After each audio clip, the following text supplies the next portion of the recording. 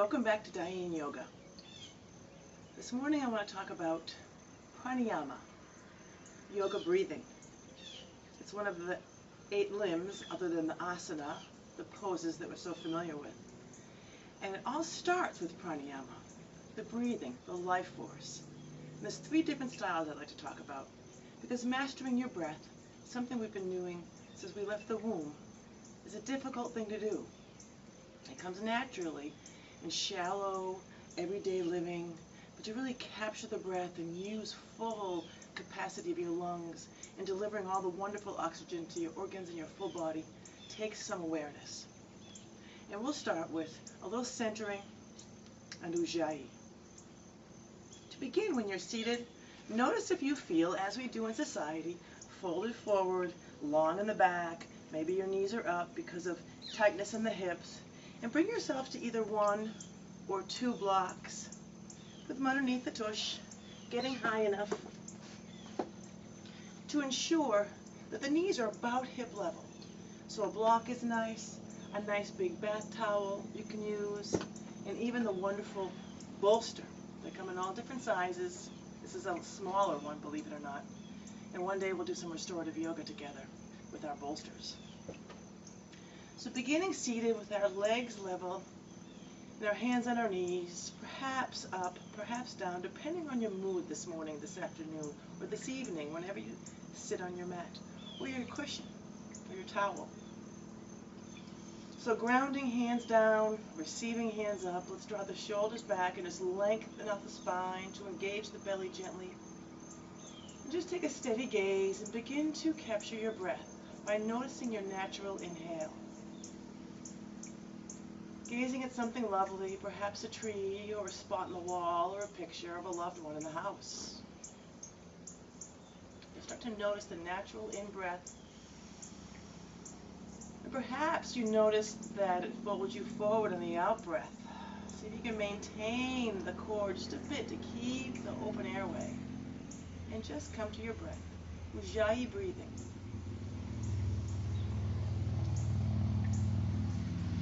Ujjayi breathing is the victorious breath. It's difficult to take a long, full, deep breath in without feeling as if it's forced. You want to make it seem like you're sipping out of a long straw, and if you take in too much air, it's going to collapse the straw. It's a very delicate straw. So let's start slowly and gentle, pulling in a nice long. Notice the pause at the top of the breath, and then exhale the same way. Notice the count to 4, perhaps happening in your mind's eye. Inhale, 2, 3, 4. A natural pause happens. Exhale, 2, 3, 4. And that natural waiting for the next in-breath to come along. Let's practice together.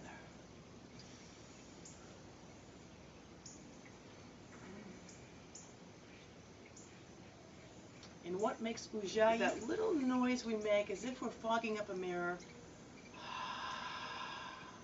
with our mouth closed.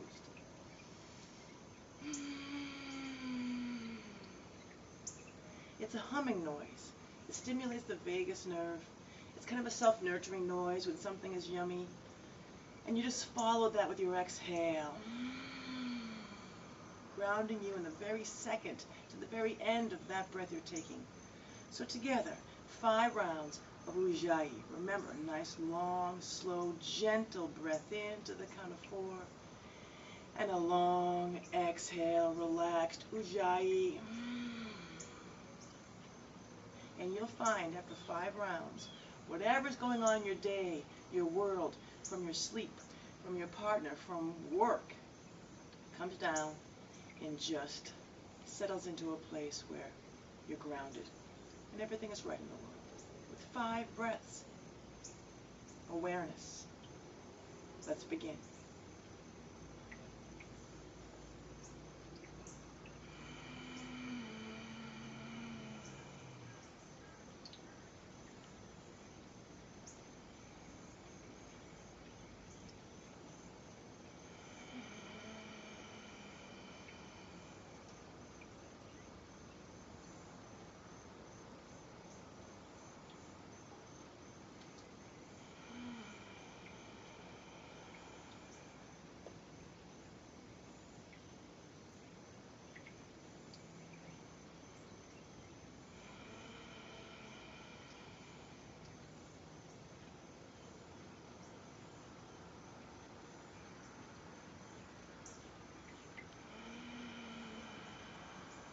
take the last breath, move it with our arms. Inhale, matching the breath with movement. Exhale. One more inhale. And exhale.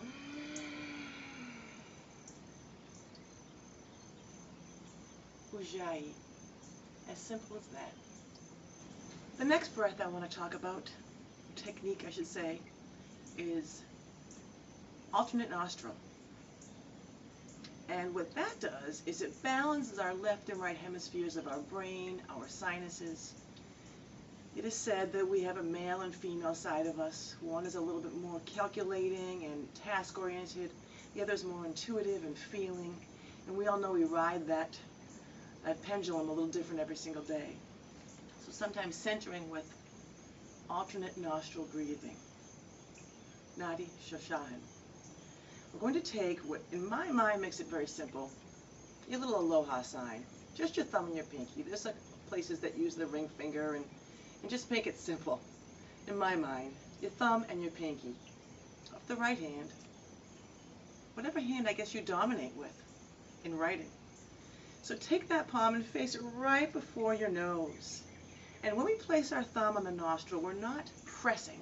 We're just gently laying the thumb on the nostril side to increase flow to the other side. So let's take our right thumb on our right nose, keep it a nice, strong, tall, seated mountain pose. Pressing the right, laying the right thumb on the right nostril, inhale here. Lay the pinky, exhale the right. Stay here. Inhale the right. Lay the thumb, exhale the left. So basically, it's an up and down, side to side balancing of the airflow. And when I say right and left, that will be the thumb or pinky that you press. Keeping your drishti gaze nice and steady on some object that's not going to move. Let's begin. 5.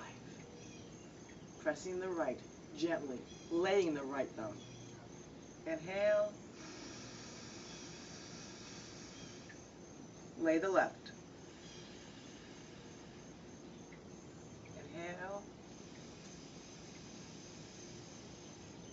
Lay the thumb. Inhale. Lay the pinky. Inhale. Lay the thumb.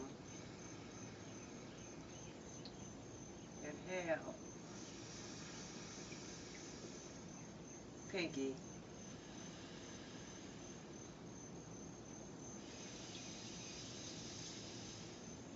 Thumb.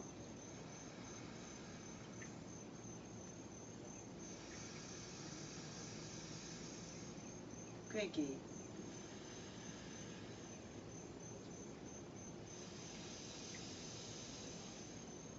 Thumb.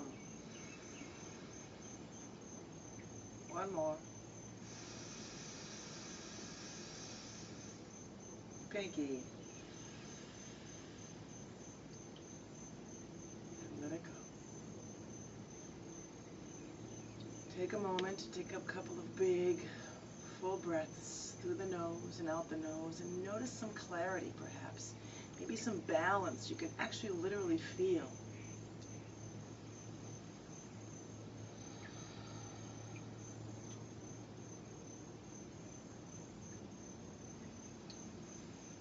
Clarity of alternate nostril breathing. The next kind of breath technique I'd like to talk about is Kapalabhati breathing, fire breath. It involves the belly, it engages the core, it strengthens the core, it increases lung capacity. It's a warming, a wonderful way to wake up in the morning and just get the energy flowing like that. You can do it on your knees, which opens up a little bit more of what we're playing is with the hands. You can also stay seated as we were. It this isn't available to you, or if it's tough on your ankles or your knees, you can always take a towel or a bolster and place it right below, adding the comfort. So what we want to do is get centered once again, draw the shoulders back, keep your hands long in front of you. I don't need that. So your arms are kind of straight, assisting in the upward motion, the apana, as we're breathing Kapalabhati. So what we want to do is inhale, and the principle is exhale to the very just about end of that exhale, and then you forcefully blow out the candle. It draws the belly in, snapping, snapping, snapping. And actually, if you want to blow the candle out, I find bringing my teeth a little bit together and using that kind of creates a little bit more integrity in my abdomen. And one teacher years ago said to me, when we were doing Kapalabhati breathing, she said, make it be like Buddha belly, six-pack, Buddha belly, six-pack, Buddha belly, six-pack. So go slow in the beginning. It takes a little bit of time to feel the flow, but keep that gaze steady. And here we go. Nice long arms. Gentle gaze. Inhale. Exhale. And begin.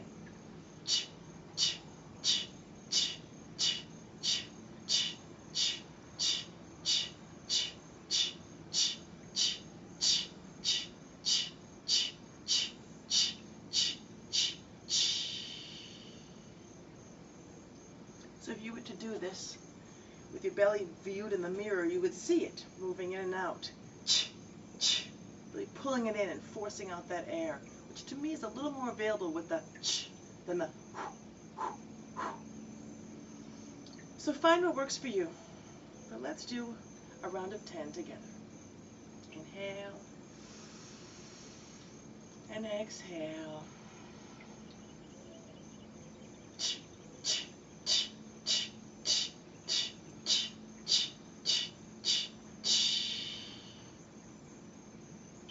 You can increase the speed as well over time, making sure you don't feel dizzy and it's in a comfortable zone for you and it feels like you're doing something good intuitively.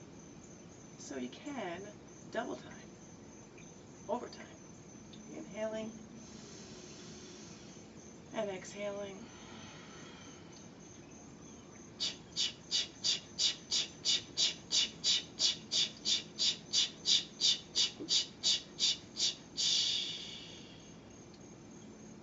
Quite an abdominal workout.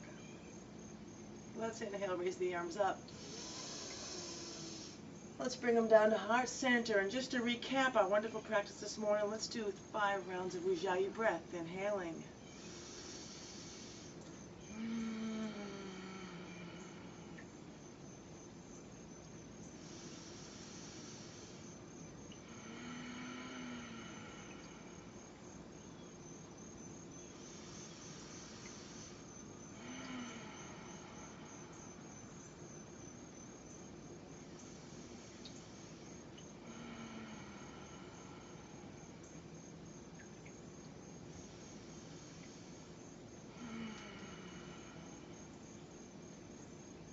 Three rounds of alternate nostril.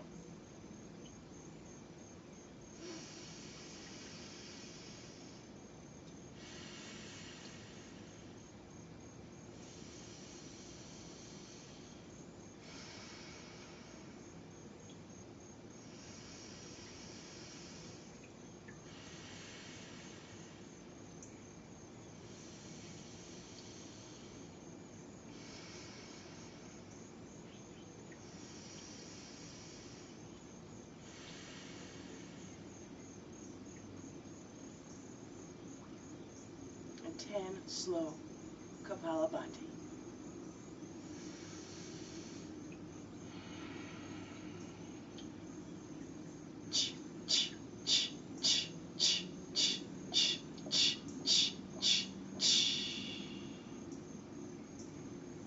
Utilize these breaths. Utilize these breaths throughout your practice, throughout your day, not all at once, but you'll find where they'll fit into your life. With enough awareness, they will just simply increase the awareness. The highest in me honors the highest in you. Namaste.